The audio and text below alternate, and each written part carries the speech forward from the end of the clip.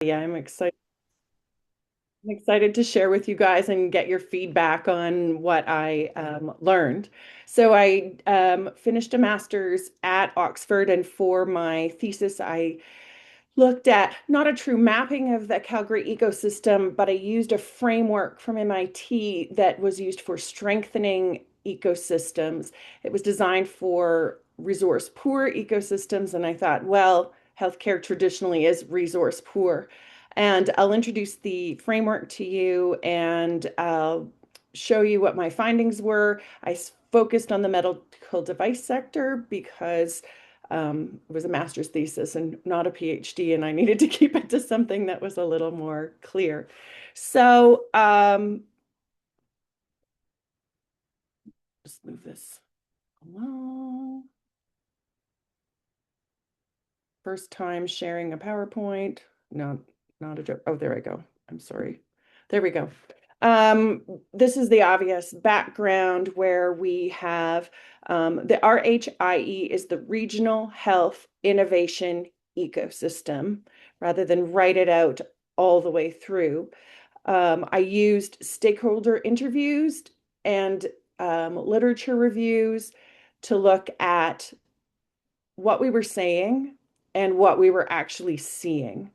And I had used two medical device cases, which I can draw from. I didn't put them specifically into this presentation. Um, and as we know, that our workforce is squeezed and our healthcare delivery system is squeezed.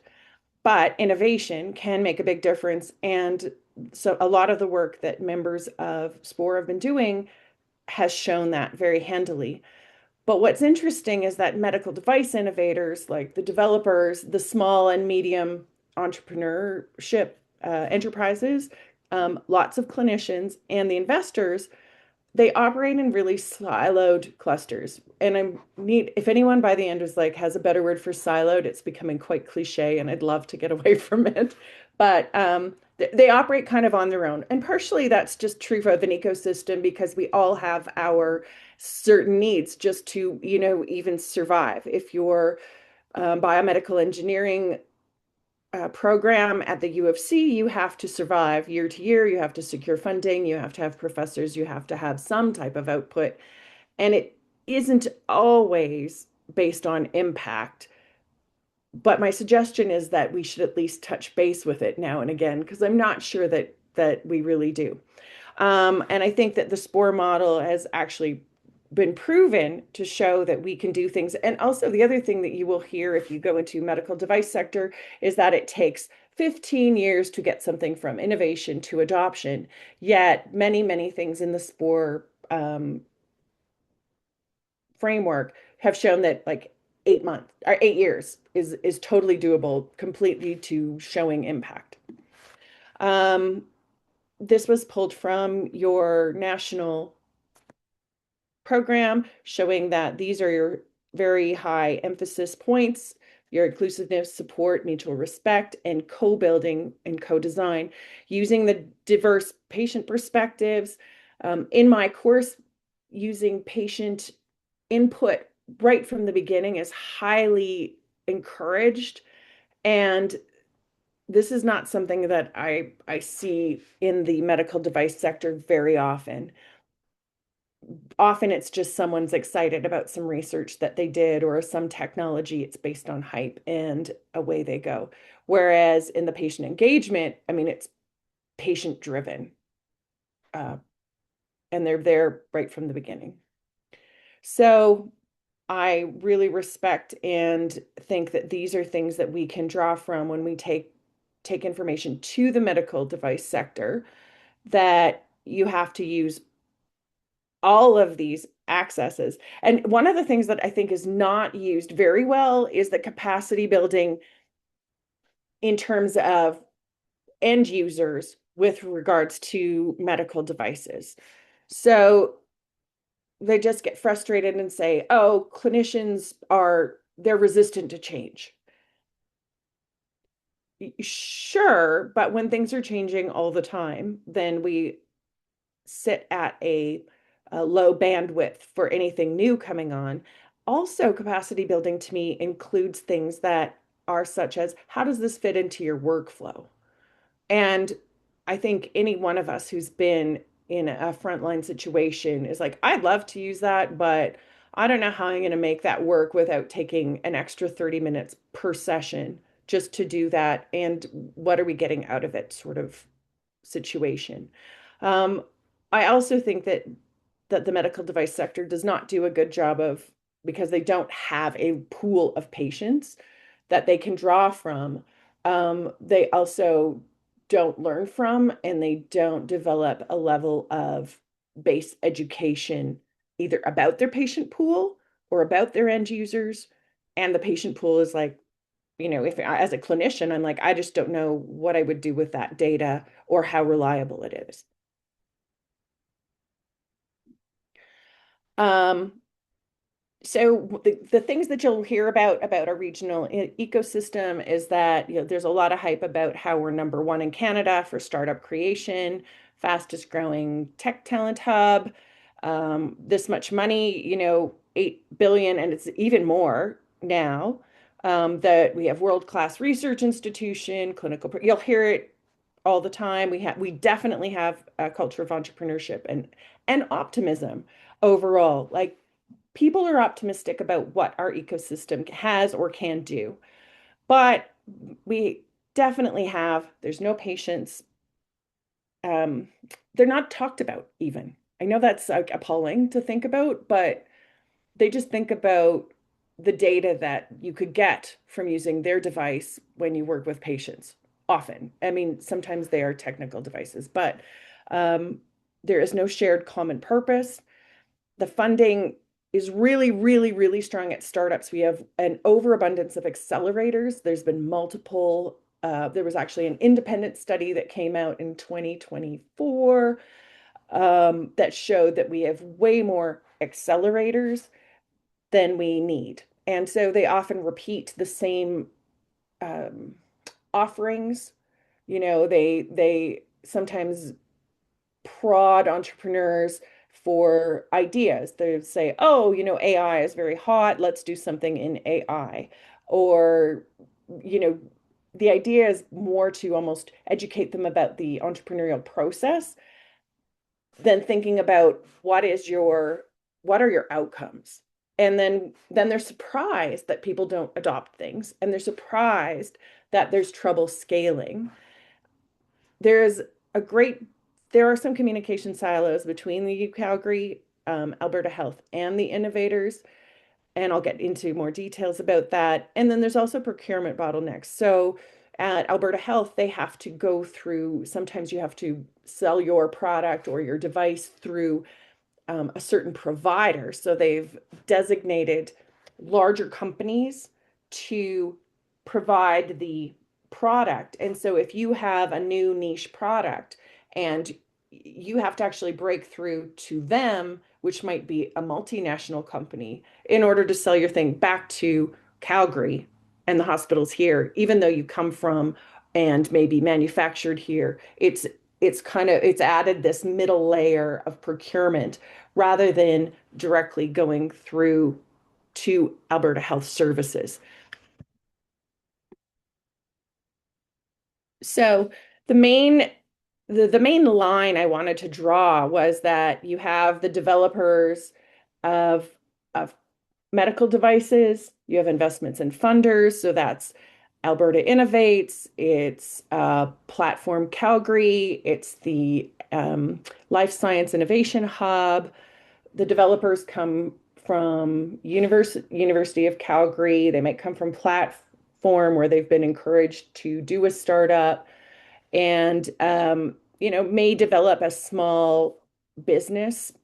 Lots of times their funding though goes towards there's also the interesting um, conundrum of metrics, which I think you guys are very familiar with. And metrics for funding is often how many patents, how many people did you hire? Um, it isn't, did you get to people? What benefit did your product actually get to? Sometimes they don't talk to clinicians until partway through the program, their development. And so then clinicians are kind of like, well, I don't see that they're, I could use that, but they're very invested at that point that they want to continue on. And a lot of money then to me goes for this very front end of research and development in absence of end user feedback. And then they are surprised when we don't have as many positive outcomes with all the money that's going in. So here's an example of the framework. This comes from Alberta Innovates. And so they actually show they have their idea, they do research and development, maybe you do a proof of concept, so you might do some field testing here. But the problem identification is not patient driven. Even Alberta Health does, um, they will they say, because I in my research I found this, where they're like, oh, we have data driven, and then we identify the problems, and then it goes. But by the time you collect the data, evaluate the data, pass it on to someone who's going to have these ideas, then and then they're going to go research, and then they're going to go here. Now you're years out before you're going to get to anything that people can use. So it's that lagging factor that comes with some of the data to drive this versus what is your pain point right now? What are we looking at? I think that there's been other research in other areas, like can't remember what city it was, but they've talked to the bus drivers about how they would improve routes to improve service. And it was like you go right to the people that know. They talk to the users every day, and they are the people that drive it. And they made better suggestions, more efficient suggestions, and it ended up with increased ridership because it covered the city in a better way. So as one non-medical example of how you can include people in your ideation process to create something that's much more likely to be useful. So then they go to their, regulatory approval. So now they're quite invested, right? College of Physicians and Surgeons of Alberta is a key one if you want to be able to use that in Alberta. There's different types of medical devices, different levels. Then you have to have market access and adoption. But if you've skipped out on end user feedback at the beginning and you haven't solved a problem that anyone cares about or isn't pressing, then this becomes quite difficult. And then you're supposed to scale. We also don't have any way, let's say you have a great thing, but now how do you manufacture it? We don't have that local. Now people have to go outside of, and often outside of Canada. So um, this is literally from the website of Alberta Innovates, and I don't know how to tell you any better way than it's very linear. Even though they say it's not, I'm like, yeah, big to differ. So this is just a very crude, showing the a table of examples. Patients are excluded, whereas in SPORE, you co-build from the start. The potential impact is you could actually go, instead of bench to bedside, which is actually the medical device model, go bedside to bench and actually tell them, look, we would love to use this. Here you have siloed stakeholders. In particular, you have University of Calgary.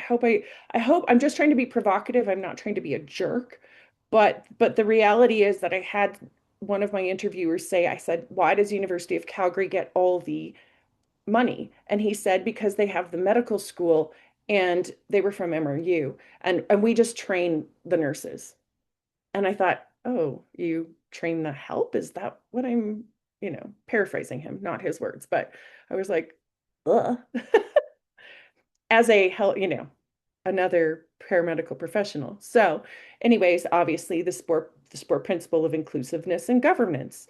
So having maybe multi-stakeholder working groups. My suggestion would be is that then you can have patient groups, you can have end user groups, you can have people from SATE, you can have people from MRU, you can have like there's other areas that we could be that I didn't even identify because it was just so blatantly one-sided. Metrics are focused, as I said before, focused on patents. How many How many novel things, how many patents did you file? How many grants do you get? We get this much money. Okay, you've got that much money. How much research do we need to do on ACL surgeries? How many people actually get access to that? And if you're in an underserved population, it's not touching you at all, yet millions can go to it, to refine ACL surgery. So even there, where you have patient-defined outcomes and, in terms of ACL surgery, but it's actually very insular. So making suggestions of having different metrics. The fragmented funding is really funding the scale ups and not funding capacity. So good on you. You've got a great idea, but we don't have enough people, or the people that are working frontline don't have the bandwidth to adopt it. Or as someone said to me, she said her special interest was working with families who had special needs children. And she said, even when you're trying to engage them, you know, that poor parent is like they're tapped just getting their child to whatever program they're in, whatever medical appointment they're in, managing work, managing budget. How do you find some bandwidth from those people to even have feedback for you? And that's the job of the people doing the medical device development. That to me, as a clinician, for example, it's my job to reach out to my patient to find their language. So I think it's the job of, if we're funding startups or whatever, that has to be part of what we're teaching them. And it's currently missing. And the failure culture is quite discouraged. So there is a term called heropreneurship where, and I'm sure if you live in Calgary, you've definitely run into it, where anyone who says that they are a founder is revered, or they can say, oh, I founded 3 companies. And when I really thought about it, I used to hold the same thing. And then I realized, oh, I'm incorporated as a practitioner. I actually have a company. I've been running it for 31 years and I have clients and I use devices. So there's this interesting narrative of heropreneurship where we revere the startup, and it has nothing to do with their outcomes. So and so then it's also not safe for them to kind of say, oh yeah, I've had 3 failed startups, I've learned a lot, which actually to me is actually quite, it's very bold, but it's also very engaging, because then you're like, oh, what did you learn? Oh, wow, and I don't know, I'm a potentially like perpetually curious person, so um, that's kind of how I roll. Anyways, I tell people I learn from my patients, so I wouldn't be good at what I do unless they come back to me with more information and feedback. So by doing this, using your SPORE principles of it's okay to fail, you can actually develop a more resilient ecosystem. This is the MIT framework. So to get back to out of the really, we can go back to lighter stuff a bit. This is the MIT framework that was designed for ecosystem strengthening in areas that were resource poor. And it was very important that they have a shared purpose. And then you can see this is easy to look at the documents. If you look this up, the ecosystem strengthening model from MIT, the document is really, really easy to read, and they don't use very fancy words, um, and you can kind of plug things into this, and their key roles look quite similar to the things that SPORE values. Different words often, but if you think about it, they're right. Like capacity, that's training, facilitation, shared knowledge, advocation, uh, celebration. Celebration is not just celebrate the wins, but celebrate the learnings from failure. So Um, this little thing didn't turn out as nicely as I wanted to, so I apologize. But just demonstrating that my findings then when I plugged Calgary's regional healthcare innovation ecosystem in um, was that we have a lopsided ecosystem. So we're linking our University of Calgary grant funding. Sorry, this is what we can do, but University of Calgary and the government dominate. So many of the things, if you look at, oh, we have the Life Science Innovation Hub funded by the government, run by University of Calgary. We have you can take all the different things. We have this organization. But then if you take one step further, you go, okay, but who funds it? So then you're serving whatever it serves the current political climate at the time and doesn't necessarily serve, you know, patients frontline. So very little talk about anything that had to do with many actors outside U Calgary. But you guys know that there is recently, the last few years, a collaboration between the nursing school at MRU and the nursing school at U of C. So the nurses are driving a lot of that, but it gets very little um, speak outside of your organization. There is no shared purpose in this ecosystem.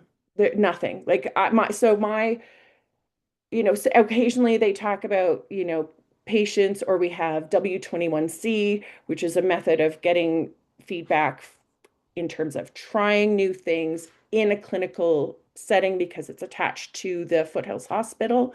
Um, but guess who funds it? Not that that's a factor, but I'm just kind of, when you do the research, it's a little bit of facts. So for the purpose of my thesis, I put patients in the middle.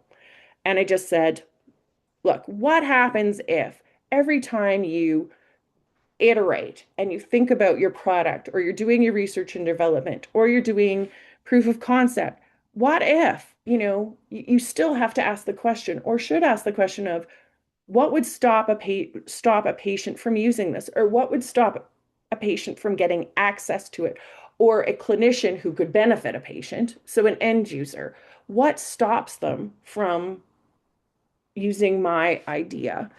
Um, I do think overall our ecosystem is getting better at wanting patients' absence. I think one of the, a very interesting case is the women's health little hub that has kind of blown up, and women are all talking about it. Did you sign up? And they're like, oh, it's oversubscribed. I can't even, getting people to be part of research so they understand science and how things work is an incredible opportunity. And I think this was not just in Calgary, but in Alberta, we have a very, very, very willing population. It's an untapped resource, relatively speaking. And it would drive some of the base level understanding of science and drive an improved vocabulary in how they can communicate with people about their needs, or how they can even help their family members. Um, I also found that we had wrong metrics. To adopt a capacity to adopt innovation could be a good target metric. Maybe look at, like, this whole idea of trying to target an ecosystem health check with patients, caregivers, and providers. What? Instead we, just respond to complaints. But I think if you engage regularly, then you might actually also get some ideas of how things can be better. Because patients come to me with ideas of how things can be better. But what's our portal to get that to the people who decide how money is disseminated?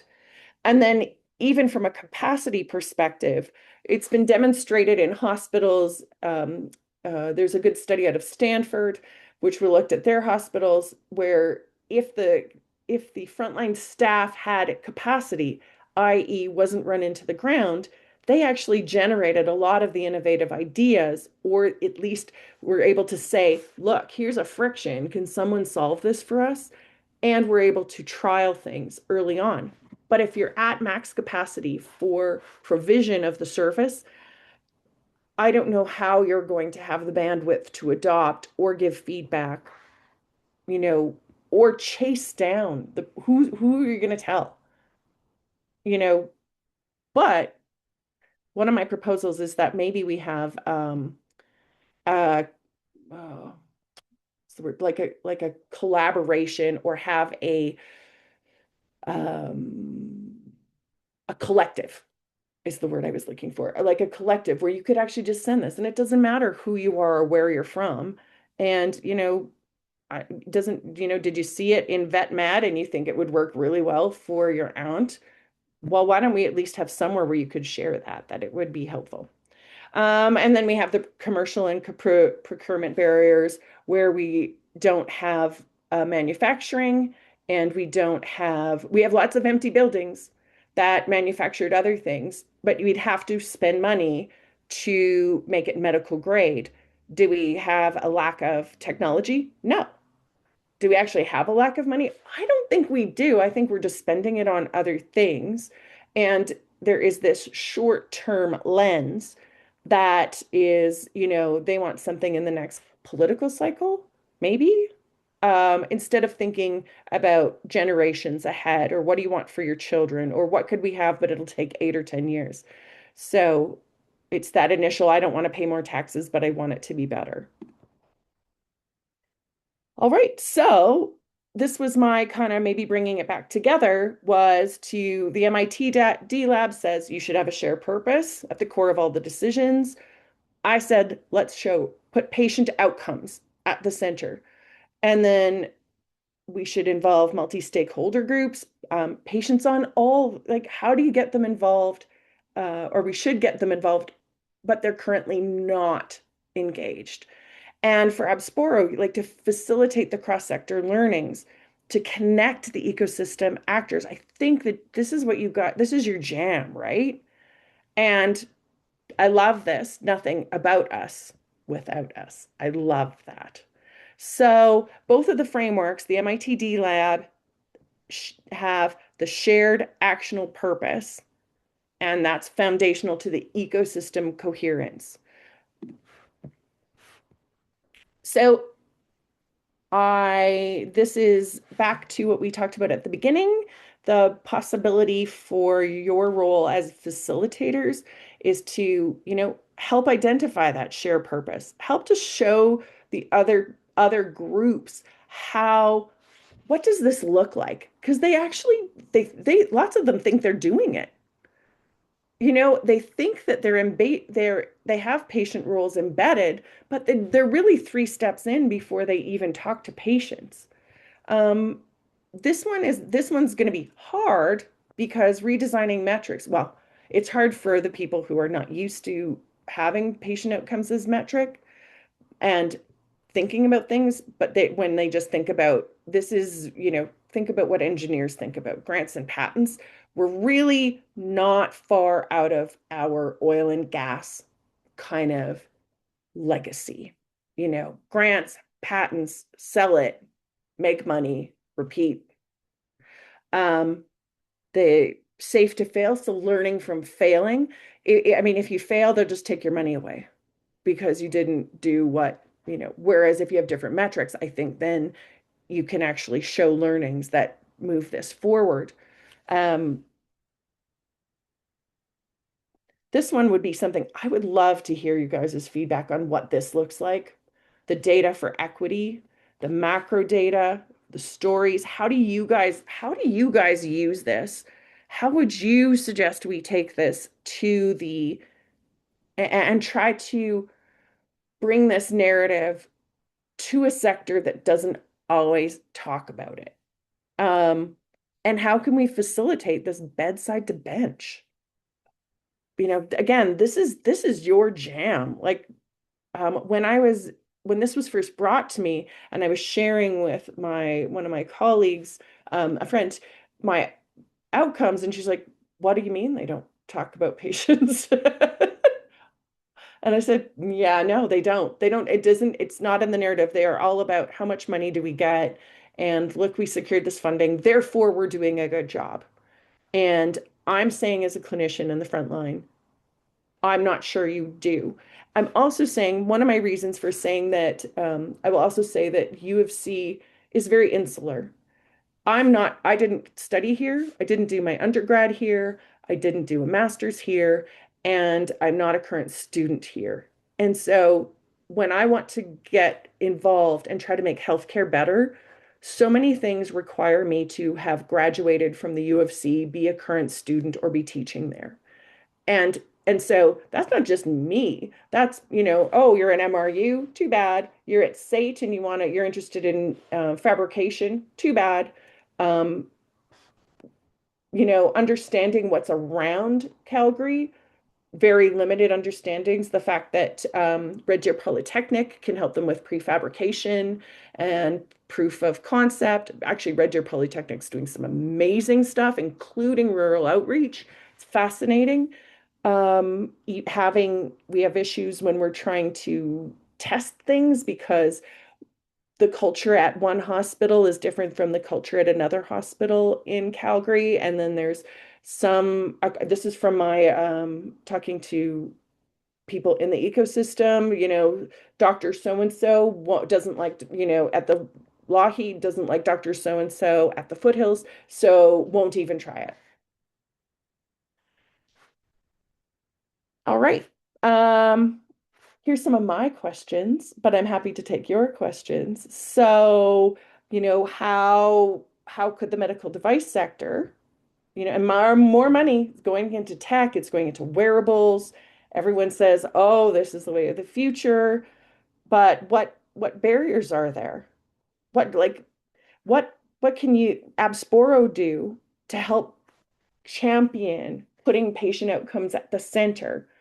And oh gosh, if you can give me some metrics or just suggest, like, just start the conversation, it would be amazing. And some people that are on this call will know people who are involved in this sector. Maybe they don't know that, and maybe I think they don't know what they don't know, and you don't know that they don't know. So I'm hoping at the very least this conversation is like, you guys have something really big to share with other sectors, and how do we get it there? Um, that's it. Thank you.